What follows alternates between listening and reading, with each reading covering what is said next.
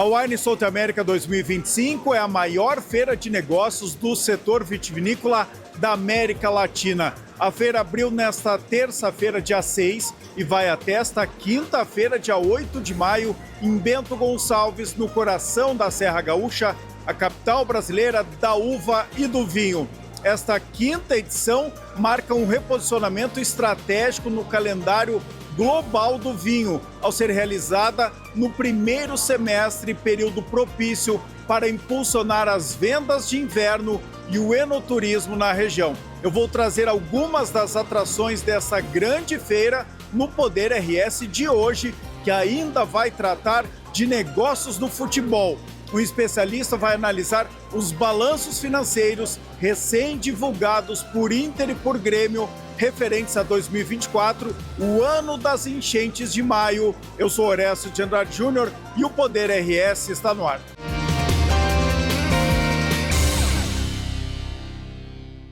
O Poder RS tem o apoio de BRDE, Crédito para Inovar e Desenvolver, o ABRS em defesa da advocacia e da cidadania. EasyGen, com o EasyGen economizar na conta de luz ficou fácil.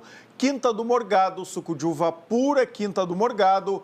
Pensou em inovação, vem para a Ubra. E Grupo PS, que está lançando o Marco Life Complex, um novo tempo no litoral norte, em Capão da Canoa.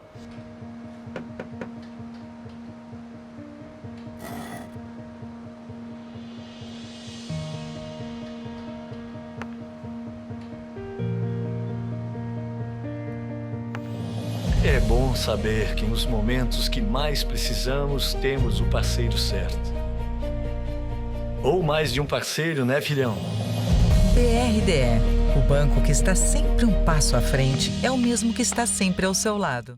A Wine South America tem mais de 360 marcas nacionais e internacionais, representando cerca de 20 países aqui em Bento Gonçalves. A expectativa é de receber mais de 7 mil compradores profissionais de todas as regiões do Brasil. São mais de 2.000 reuniões comerciais programadas e mais de 50 horas de masterclass e degustações conduzidas por especialistas com a curadoria da Associação Brasileira de Sommeliers, ABS Rio Grande do Sul. Agora, neste primeiro bloco do Poder RS, a gente vai fazer uma viagem até o leste europeu para conhecer os vinhos exóticos da Grécia, da Bulgária, da Macedônia, entre outros países. Olha só, metade da Wine South America é composta por expositores que vieram de várias regiões do mundo. Claro que uma presença marcante da América do Sul, mas tem muitos italianos, o maior estande estrangeiro é da Itália e também de Portugal, mas claro que a gente encontra alguns países mais exóticos e muito tradicionais do mundo do vinho, como a Grécia. A Grécia está aqui representada. Vou perguntar aqui para o nosso amigo que está no estande da Grécia, ver se fala português, inglês. Falo português um pouco, não é muito bem, mas falo. Ah, dá para entender. Então vamos no português que a gente não precisa traduzir aqui. Quantas vinícolas gregas estão representadas nesse estande? Temos 9 vinícolas. 9 vinícolas. E tu é o importador? Sou importador e distribuo também. Para todo o Brasil, já vende aqui no Rio Grande do Sul os vinhos gregos? Como é que está o mercado brasileiro para a Grécia? O mercado brasileiro é muito interessante para os gregos. Graças a Deus, nossos vinhos são bem aceitados aqui no Brasil. Nosso mercado mais importante é o São Paulo e estamos agora tentando expandir para outros. Estamos procurando parceiros no Rio Grande do Sul e por isso que estamos aqui. E é por isso que a feira é importante? É muito importante para nós. Vamos lá, qual é a principal característica dos vinhos gregos? São muito tradicionais, né? Tem há séculos, tem aquela videira mais baixinha, né? Parece um arbusto. Ela é muito diferente, mas muito característica lá da Grécia. Esse é um tipo de vinicultura na ilha da Santorini, pois tem muito vento e muito sol. Então eles podam as vinhas em tipo de cesta para proteger do vento e do sol e a uva cresce por dentro. Normalmente é a uva assírtica, que é a mais conhecida, branca, fora da Grécia. Sim. Vamos lá, o que eu posso degustar aqui? Eu quero degustar um vinho branco e um vinho tinto. O que tu sugere? Então, de vinho branco, temos aqui duas propostas do vinho Retsina. que é um vinho muito tradicional grego, tem uma história de milhares de anos. Quando os gregos comercializavam vinho 2, 3 mil anos atrás, eles vendaram as ânforas por dentro com resina do pinheiro para proteger o vinho durante o navio. Isso acabava dando aroma e sabor no vinho. Na época virou uma moda e os gregos nunca pararam de produzir esse tipo de vinho. E qual é a uva? Qualquer uva pode ser, pela legislação europeia e grega, qualquer uva pode produzir resina. O que importa é o método da produção. Agora eles colocam a resina do pinheiro dentro da fermentação, dentro dos tanques da fermentação, depois tiram. Já não acontece mais nas ânforas? Não. Tem poucos produtores produzem resina na ânfora, mas é muito cara. Vamos lá, vamos provar esse vinho aqui então com resina, um vinho tradicional da Grécia. A garrafa é muito bonita.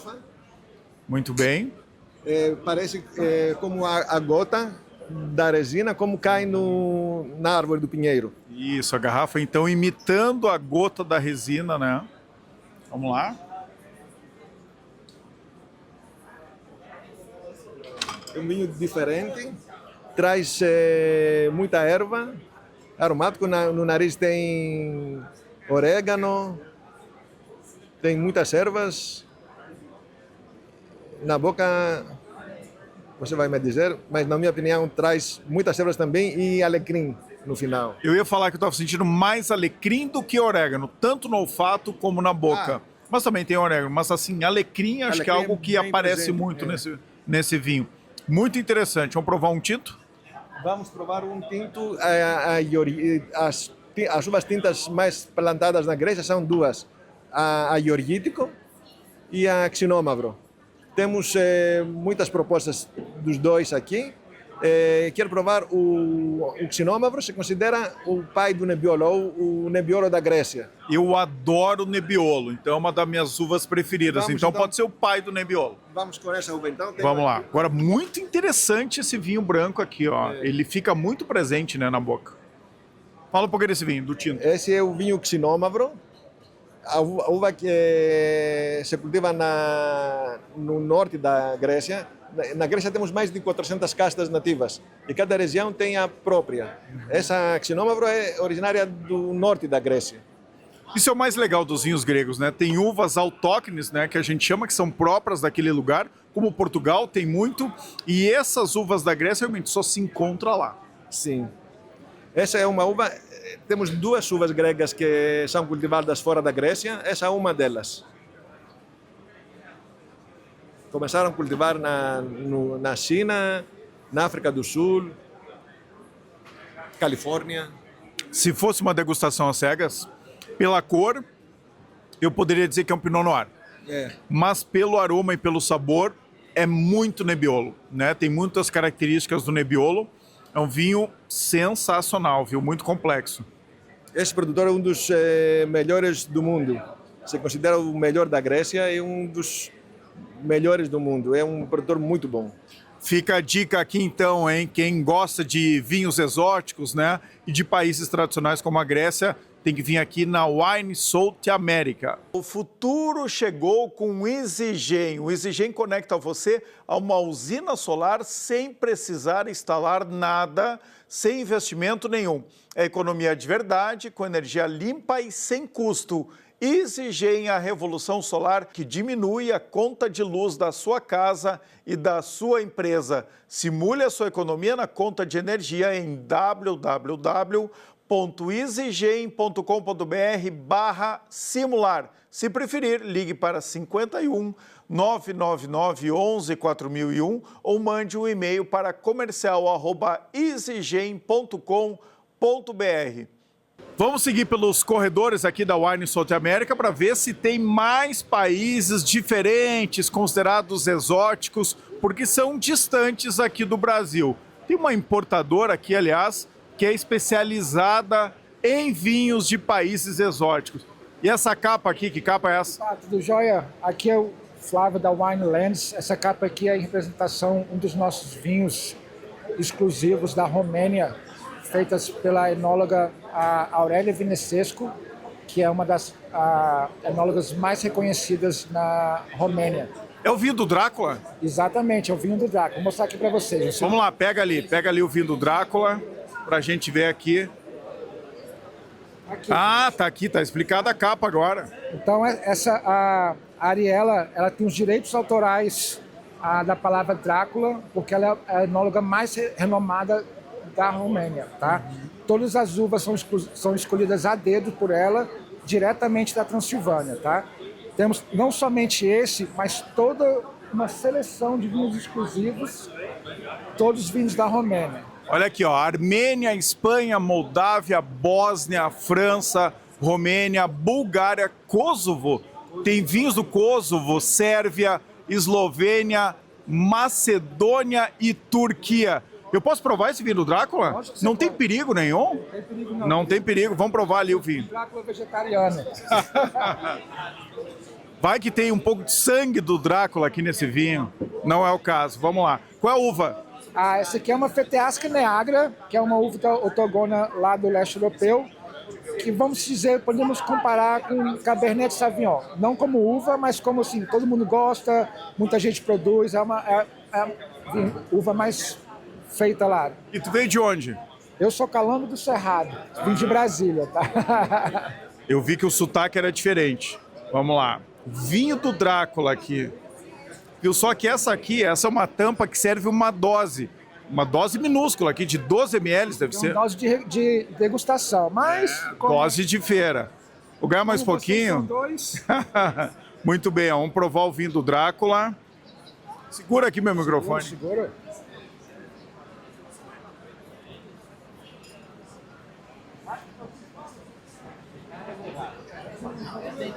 Muita fruta vermelha, muita fruta vermelha. Passa por barrica também. Esse passa por barrica por 6 meses de barrica. Tem um pouco de baunilha aqui. Espetacular. E parece um pouco, né, com vinho Cabernet Sauvignon mesmo. Qual o preço desse vinho chegando no Brasil? A gente vende esse vinho para PJ a 134, se eu não me engano. Perfeito. Então um vinho que não é tão caro, né, um vinho acessível e com esse diferencial aqui da capa do Drácula. Boa, boa. Vamos seguir aqui no leste europeu, tá, Flávio? Me apresenta mais algumas coisas. Estou acompanhado do Drácula aqui, tá na White South America, e eu tô vendo um vinho que é um dos meus preferidos aqui da Winelands, que a Winelands importa, porque é um vinho, né, de um dos meus ídolos, é o vinho do Churchill. O vinho gostava muito desse vinho, eu quero que tu fale um pouco mais sobre ele. Tá, esse vinho aqui já tá na boca do povo.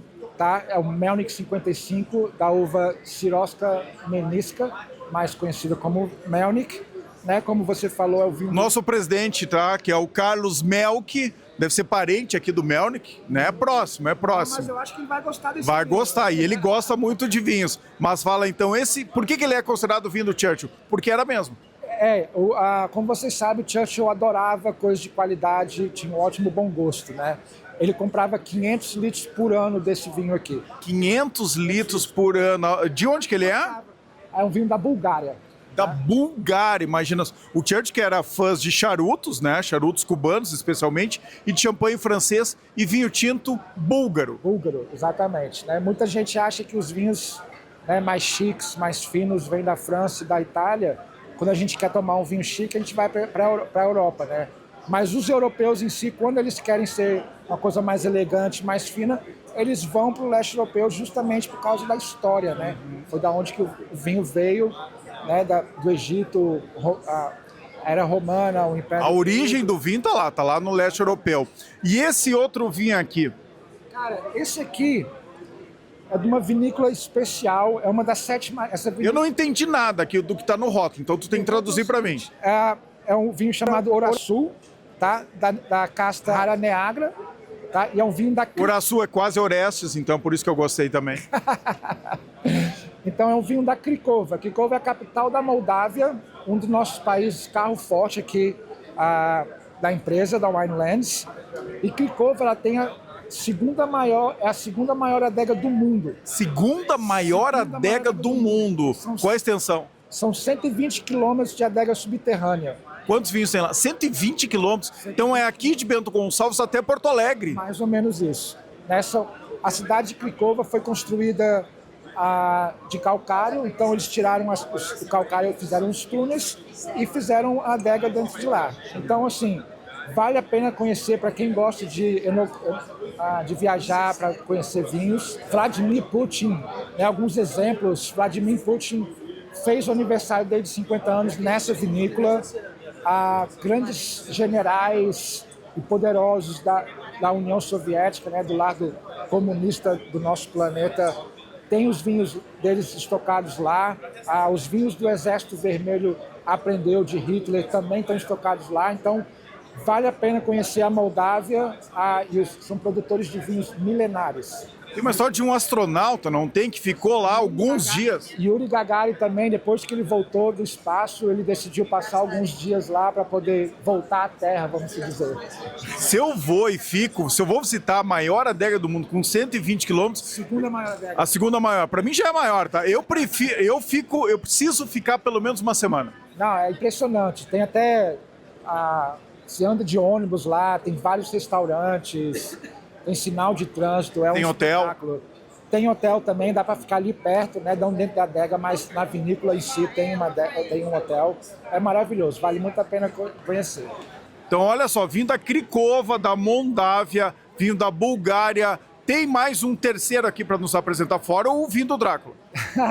Então, eu vou ter que oferecer para vocês esse espetáculo de vinho, tá?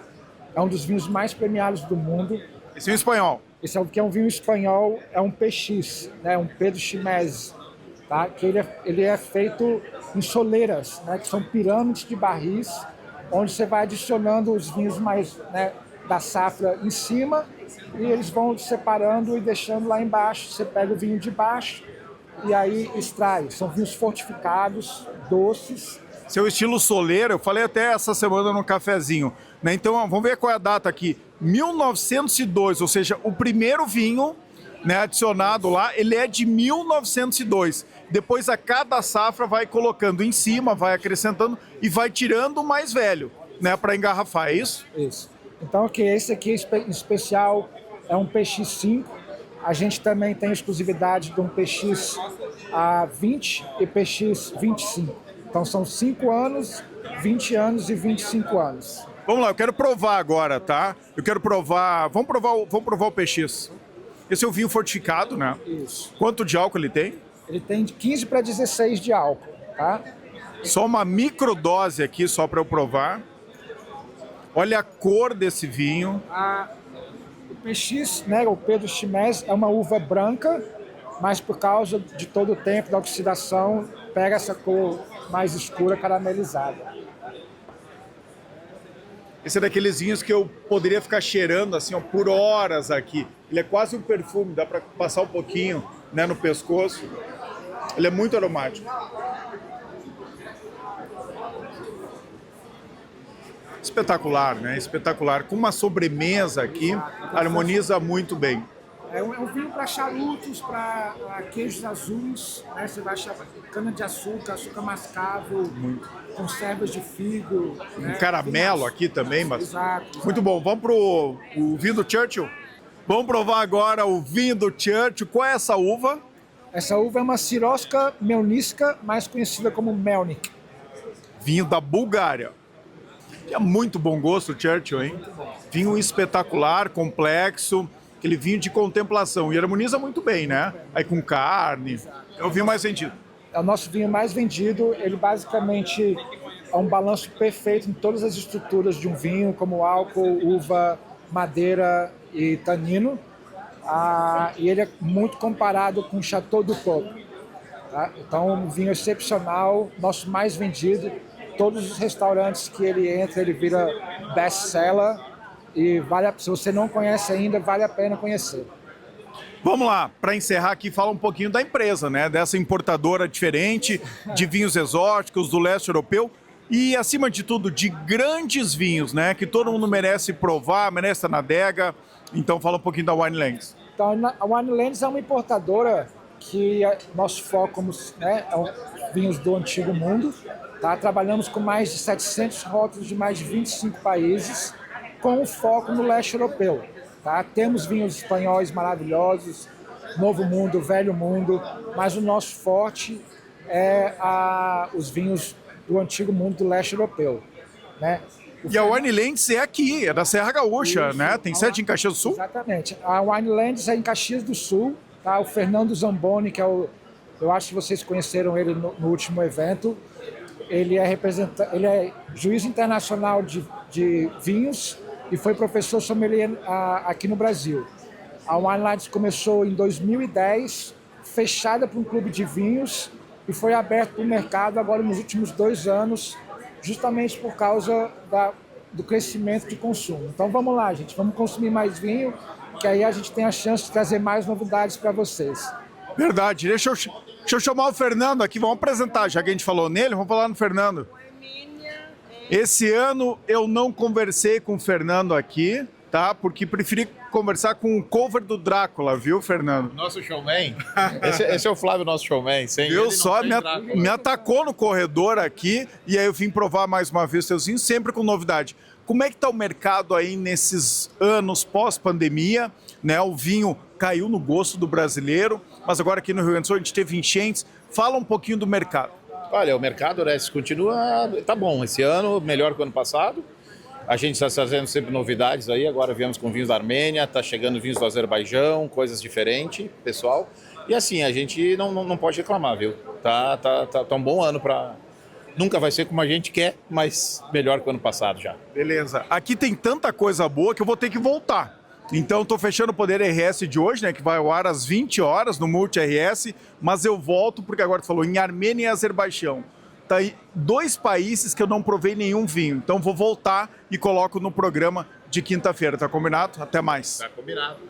Nos veremos novamente. É isso aí. Azerbaijão, Armênia e outras... Bósnia eu tomei na última White South America. Mas agora tem novidade da Bósnia. Então tá bom. Tem outro vinho. Então essa é a primeira parte aqui dos vinhos exóticos do leste europeu aqui na Winelands. Bota ali no teu carrinho, bem juntinho, com sabor. Depois você pode dizer, você escolheu a Alibem e escolheu muito bem. A Alibem é uma empresa gaúcha que produz linguiça toscana, bacon, cortes especiais, o melhor da carne suína. Tudo produzido aqui no Rio Grande do Sul, distribuído em todas as regiões do Brasil, escolhido por você em mais de 40 países. Procura as delícias Alibem nos melhores supermercados, bota no seu carrinho e aproveita o melhor da carne suína. Alibem, bem juntinho de você. Agora sim, pessoal, vamos fazer um break, vamos fazer um rápido intervalo e eu já volto com o Poder RS aqui no Multi RS. Já voltamos.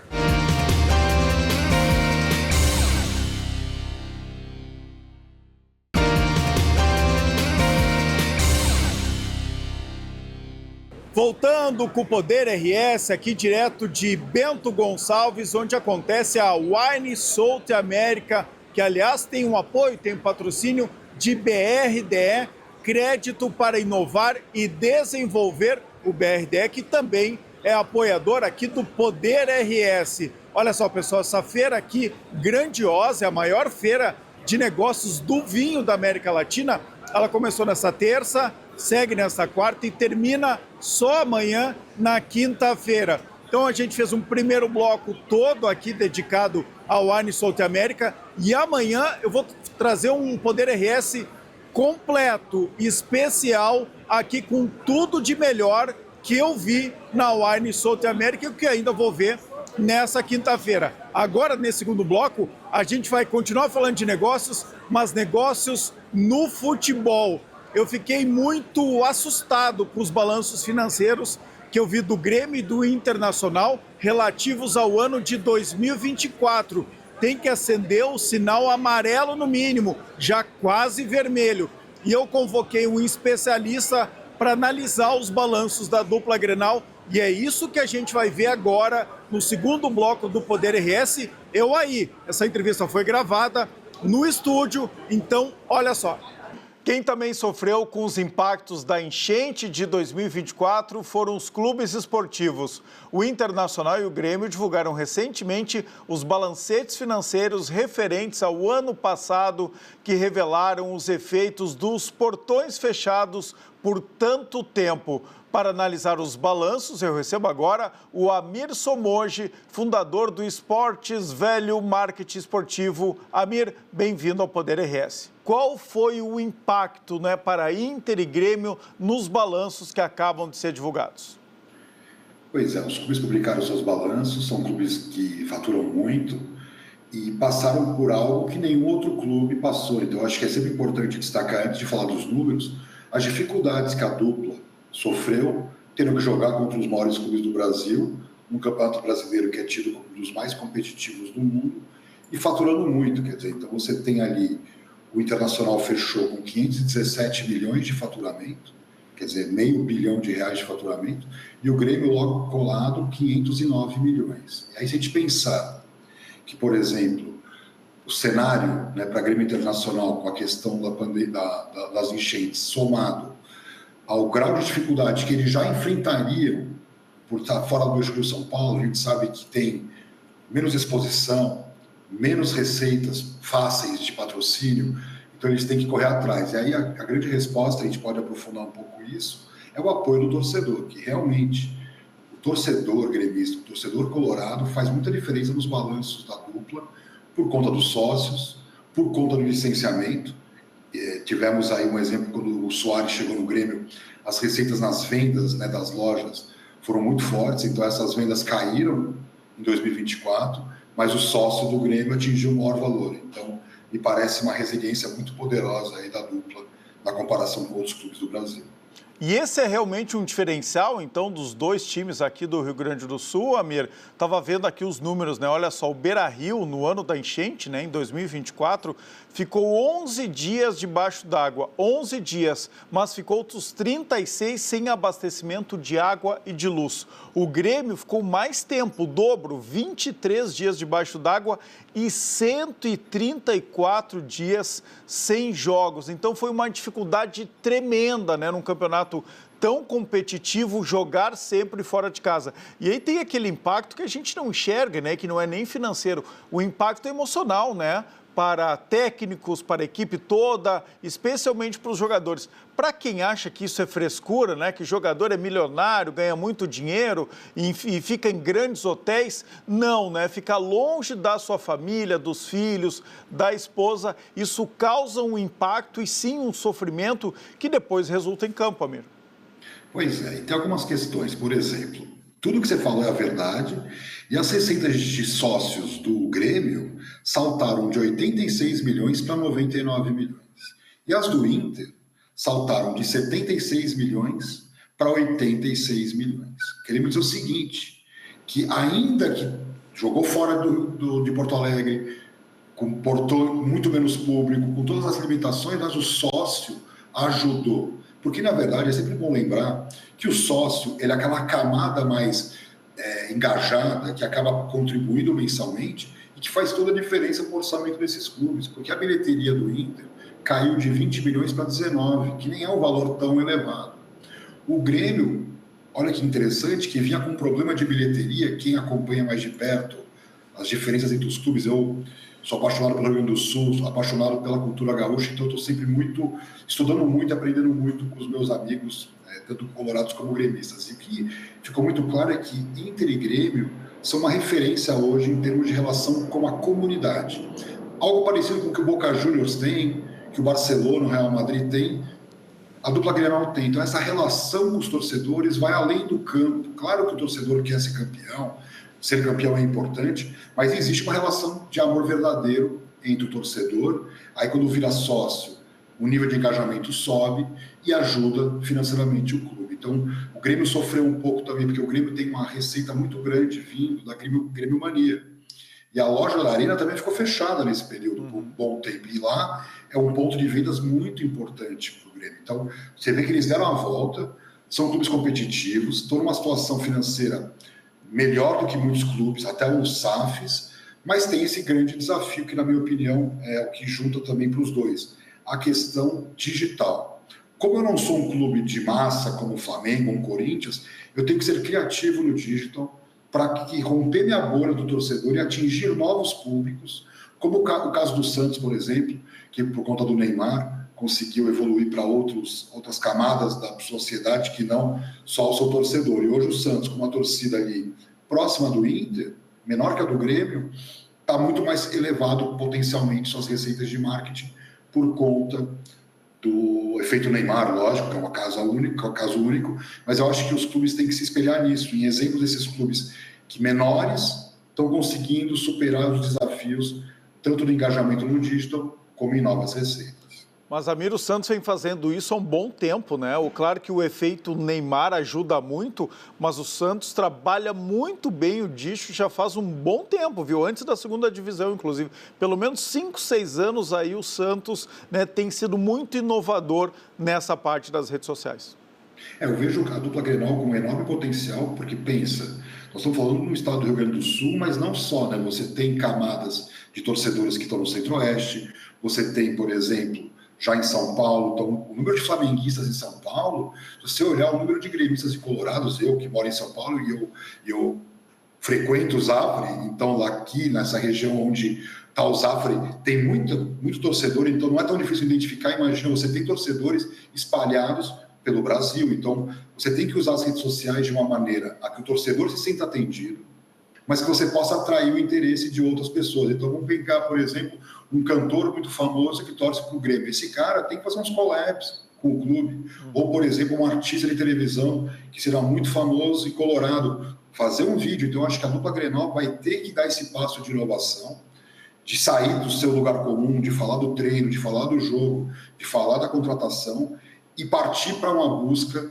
de mais impacto, porque os patrocinadores estão dando muito valor para esse impacto digital por questões óbvias, e não dá para comparar com o Flamengo, o Corinthians, mas o Santos, com o Neymar, pode vir a passar o Flamengo em engajamento. Ok, é um caso único novamente, mas o Suárez no Grêmio, que eu acho que é um exemplo muito bom para a gente dar aqui, o Suárez é um profissional do futebol, o Suárez publicava no seu Instagram a camisa do Grêmio, com a marca dos patrocinadores do Grêmio, dando um baita retorno, e o Grêmio não conseguia capitalizar nem em castelhano, que seria um idioma óbvio que o clube poderia se expressar. Então, eu vejo que tem muita potencialidade, mas às vezes até quando chega a oportunidade, foi o caso do Luis Suárez, o Grêmio não aproveitou globalmente como poderia. Eu acho que isso tem muito a ver com os profissionais que estão nos dois clubes, né? Que também vêm das mídias tradicionais e que ainda não perceberam a força do digital. E é criar uma cultura, né? O mais difícil, Amir, os dois clubes já têm esse envolvimento comunitário, envolvimento, engajamento com a sua torcida. É um pouco do Barcelona, né? Mais do que um clube, que virou até slogan, que o Barcelona é mais do que isso, né? As pessoas iam fazer piquenique ali no entorno do estádio do Barcelona, elas vivem o clube não só em dias de jogos. Acho que o Inter e o Grêmio podem fazer isso. Mas vamos lá agora, vamos para a frieza dos números. A receita total do Grêmio, então, foi aí 510 milhões, arredondando, no ano passado, e a do Inter de 517 milhões. Foi uma receita histórica para os dois clubes, Amir. Mas o que me preocupa aqui, né, como gaúcho, é a diferença para outros clubes que têm ganhado a maioria dos campeonatos aí nos últimos anos. Flamengo, receita de 1,4 bilhão de reais. Palmeiras, 1,3 bilhão de reais. E o Corinthians, que aí não está ganhando muito, né, mas que teve uma receita muito grande no ano passado, 1,1 bilhão de reais. Os três acima de 1 bi. Os três arrecadando o dobro e, no caso do Flamengo, quase o triplo da dupla Grenal. Como competir em reais, em condições iguais, por disputa de título, com essa receita tão diferente, Amir? É um grande desafio. O que aconteceu? O futebol brasileiro cresceu muito nos últimos anos, os nossos dados todos mostram um profundo crescimento, mas, como tudo no Brasil, um crescimento desigual. Então, o topo da pirâmide, cada vez com maiores contratos de TV, de patrocínio, teve essa ascensão do Palmeiras por conta da Arena e agora de venda de atletas, que ele está numa situação financeira muito confortável, e ele decide meio se ele vai vender ou não o jogador por quanto. Então, ele está numa situação de negociação onde ele não precisa daquele dinheiro desesperadamente para vender atletas. Então, no caso de Grêmio Internacional, o que faz sempre uma diferença muito grande, se o ano vai ser melhor ou se vai ser pior, é a receita de transferências. Então, o Grêmio deu um salto de mais de 115%, de 50 milhões em transferências para 106. Então, o ano não foi tão bom operacionalmente, teve um aumento de sócios, mas caiu em marketing até por essa questão, melhorou em bilheteria, mas caiu em TV, então ele teve ali uma queda de um lado, uma subida do outro, mas as transferências contundentes deram uma sustentabilidade para ele chegar nessa receita. Tanto é que a receita sem transferências do Grêmio caiu 15%, quer dizer, ele estava melhor em 2023 sem o impacto das transferências. Já o Internacional, o que ele viu? Ele viu as receitas saírem de 58 milhões para 178 milhões. Então, fez toda a diferença. Foi a principal fonte de receita do caso do Inter em 2024. Então, você tem ali uma piora em direito de transmissão, uma melhora em marketing, que é sempre bom lembrar que essas bets pagando mais, isso acabou pingando para todos os clubes, mas não de forma igual. O crescimento do Corinthians em marketing, comparado ao crescimento do Inter em marketing, é que dá essa diferença tão grande também lá na frente, em termos de faturamento. E os sócios, como eu comentei, 86 milhões. Então, no final do ano, o Grêmio, por conta também de um certo equilíbrio financeiro, fechou com 44 milhões de lucro, enquanto o Internacional fechou com prejuízo de 35 milhões de reais. E a dívida, em que patamar está no Inter e no Grêmio, Amir? A dívida hoje está sempre crescendo por conta dos investimentos. Contratação de jogadores, altos salários, vai no banco, pega empréstimo para poder pagar a folha em dia e disputar, porque a gente sabe que se não pagar em dia o jogador não dá seu máximo, né? É uma realidade. Então, o mais importante de toda a história do futebol é estar com salários em dia. Então, obviamente, que o endividamento cresce com juros bancários nas alturas, nós estamos vivendo o pior cenário para quem se endivida. Então, o que acontece? O caso do Grêmio tem uma dívida hoje de 562 milhões, uma alta de 7%, e a dívida sem o Beira-Rio, para o Internacional, cresceu 28%. Saiu de 502 milhões para 641 milhões. Então, você pensa, mas a dívida do Inter e do Grêmio estão relativamente próximas, né?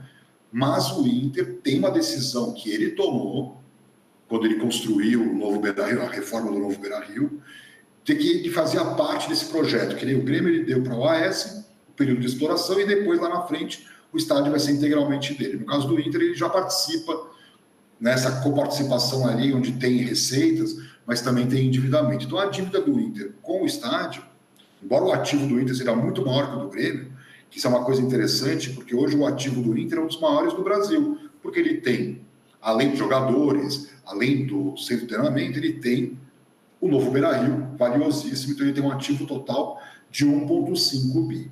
Mas a dívida do Inter total é de 835 milhões. Então, por exemplo, se acontece alguma coisa com o Abril, existe uma dívida, existe um valor. Então, a gente sempre considera a dívida total e bota um asterisco lá para destacar qual seria a dívida comparativamente sem o estádio. Então, até porque essa dívida com a Abril, referente ao estádio, ela se paga naturalmente ano após ano, porque a Abril tem receitas de partes que ela tem do Beira-Rio. É por isso, né, que muitos conselheiros do Inter, a própria direção, separa essa dívida e diz, né, bom, essa dívida ela está se pagando com o passar do tempo. Mas é como tu falou, né, se acontece alguma coisa com a Abril, se muda o plano de negócio, essa dívida imediatamente o Inter tem que assumir. Claro que aí também assume as partes do estádio, né, hoje administradas pela Abril. Um ponto interessante que eu acho legal dessa conversa é que, assim, são decisões, eu não estou aqui para julgar se o Grêmio acertou, se o Inter errou, mas, assim, hoje o Inter tem um ativo de 1,5 bi e o Grêmio, que tinha uma casa própria, vamos dizer lá, no Olímpico, hoje o ativo total está em 585 milhões, quer dizer, não faz sentido, vamos dizer assim, pensando, grenalizando essa discussão, né?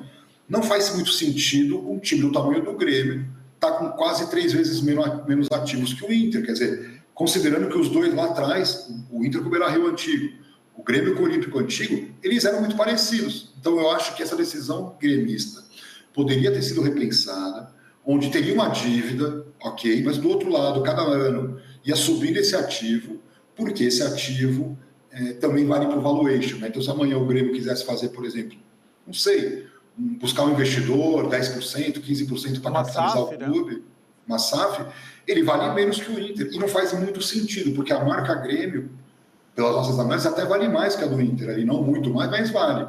Mas no ativo, infelizmente, decisões de gestão que dificultaram hoje para que o Grêmio, até lá, a quitação desse período todo, vai ser muito interessante ver o tamanho que o Grêmio vai se tornar na hora que ele puder colocar no ativo dele a Arena. Vai ser muito legal também, mas nesse momento, comparando os clubes, essa decisão do Grêmio diminuiu seu valuation, né, efetivamente. Claro. Vamos repetir aqui, então, a dívida do Grêmio. 562 milhões, um crescimento de 7%. É isso, Amir?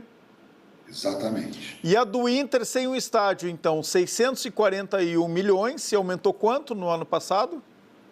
Então, a dívida sem o estádio, no caso do Grêmio, do Inter. Te falar agora. Aumentou 28%, que é isso que me chamou muito a atenção. Essa dívida operacional, bancos, a gente acompanhou, né? O Inter ele vem caminhando para um índice de endividamento porque ele já viu que ele não vai conseguir competir com o Flamengo, com o Palmeiras, com o Atlético Mineiro, com o São Paulo, com o Corinthians, tendo uma gestão muito austera. E isso me preocupa porque a gente já sabe no futebol, não é uma ciência exata, e você pode fazer tudo certinho, gastar tudo certinho e não ganhar, porque errou. Tivemos um caso recente agora, o Inter acabou de ser penalizado por erro de arbitragem, quer dizer, então é isso. Então você não pode perder a mão, mas eu acho que o Inter está alavancando a sua gestão, visando tentar chegar nesse céu de brigadeiro, de ser campeão, de ir para uma Libertadores, né, com o índice de poder ser campeão, porque hoje você vai para o Mundial Interclubes, os números que a FIFA vai distribuir para esse novo Mundial Interclubes, de novo, vai só aumentar a discrepância. Então, eu sinto que o Inter está mais engajado nessa gestão gastona, visando ser campeão para tentar equilibrar as contas no final. O problema, Miri, o que muitos torcedores colorados estão falando nas redes sociais é o seguinte: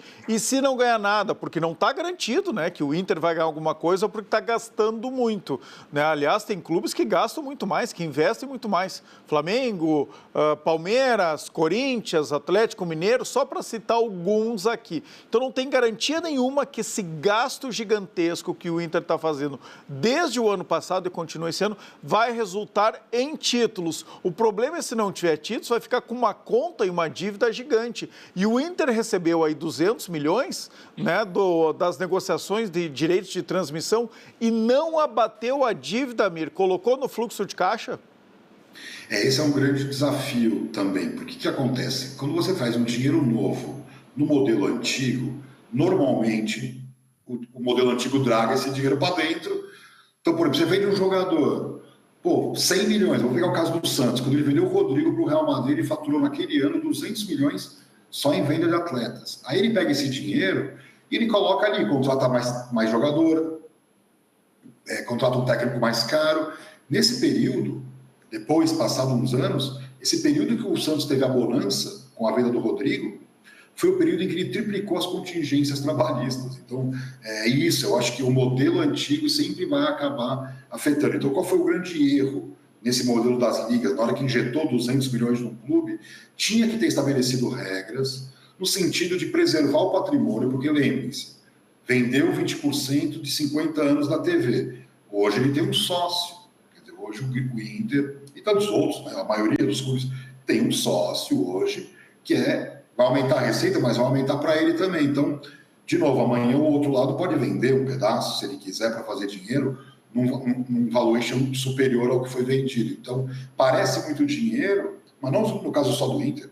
Vários clubes já usaram o dinheiro, que teoricamente deveria ter sido provisionado para 50 anos. Quer dizer, que cada ano tivesse uma partezinha sendo utilizada. Por quê? Porque amanhã vai ter eleições e o presidente quer entrar, por exemplo, pensando não só nas SAFs, pensando nos clubes associativos, esse presidente não vai poder simplesmente usar um dinheiro que já foi consumido. Então, é sempre uma situação que eu considero que o ideal, a gente colocou isso no estudo do ano passado, e esse estudo desse ano a gente reafirmou, que não é uma receita operacional do dia a dia do clube.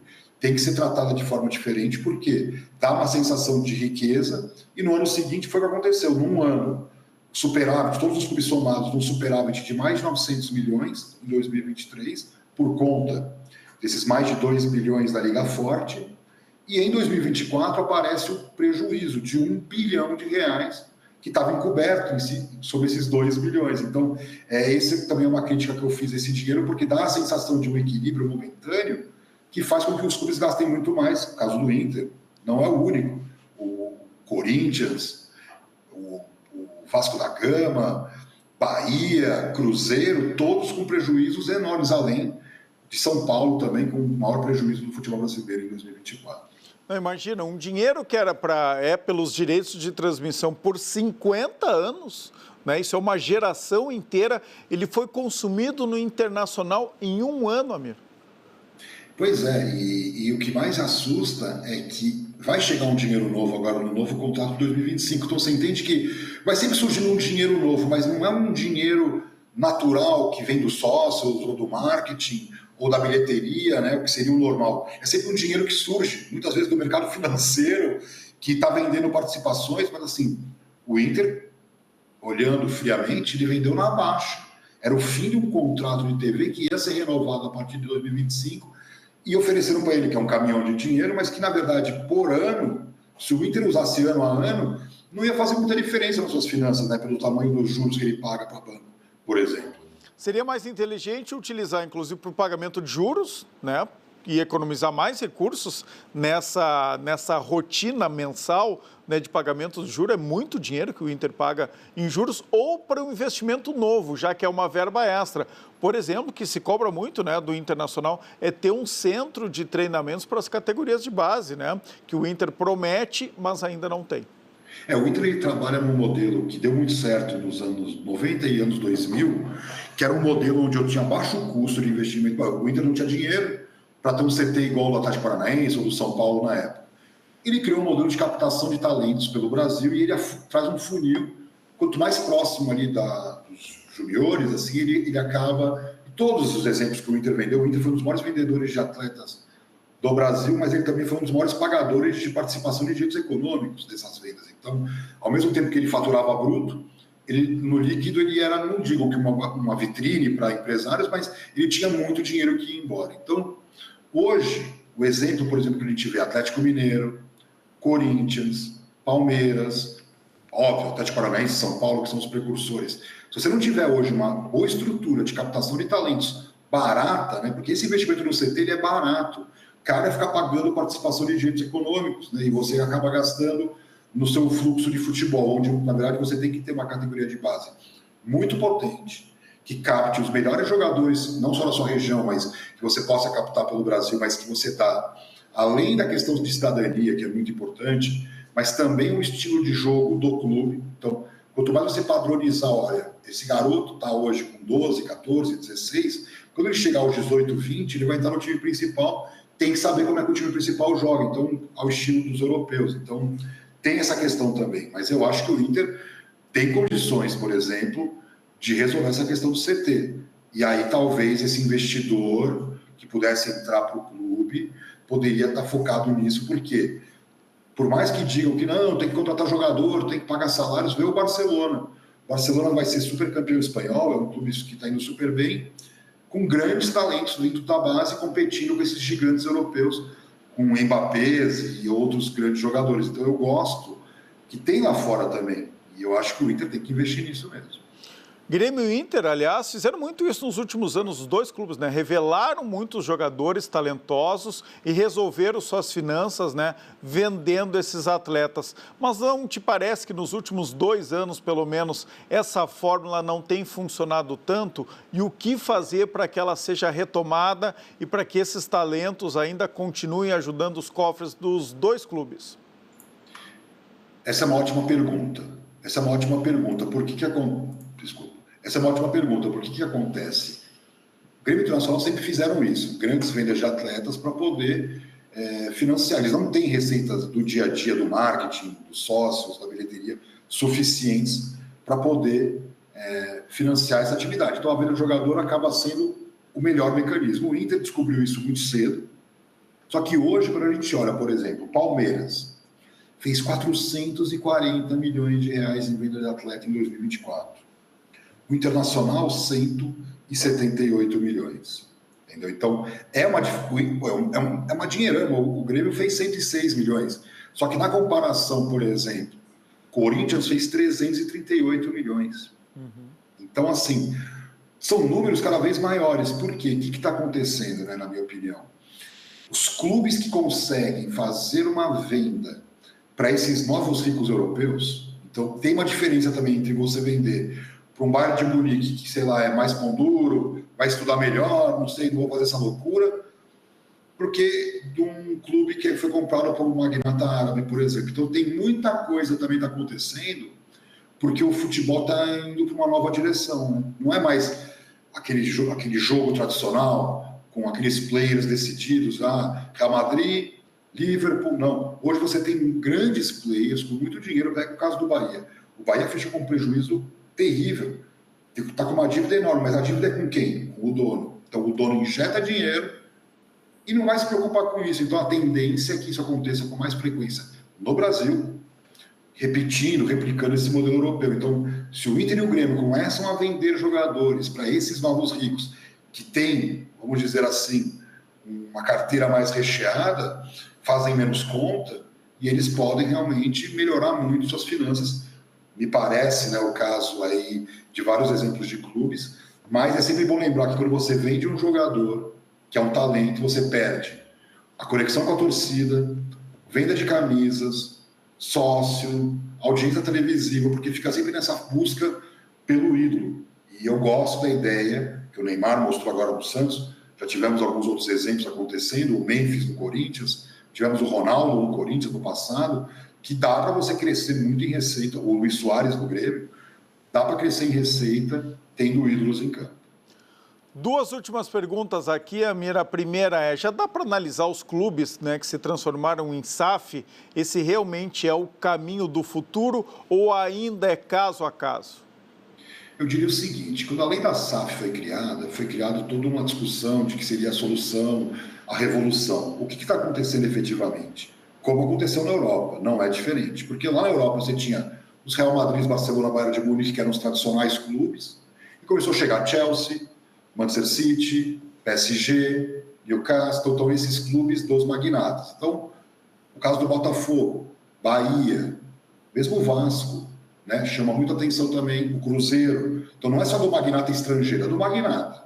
Sem regulação, o que tende a acontecer é que esses clubes vão gastar muito mais do que podem, porque se não tem regulação, eu sou dono, eu injeto dinheiro, e com isso eu resolvo a minha vida. Então a gente fez uma análise sobre os déficits das SAFs, de algumas SAFs. Então, por exemplo, o Bahia fechou com 246 milhões de prejuízo em 2024.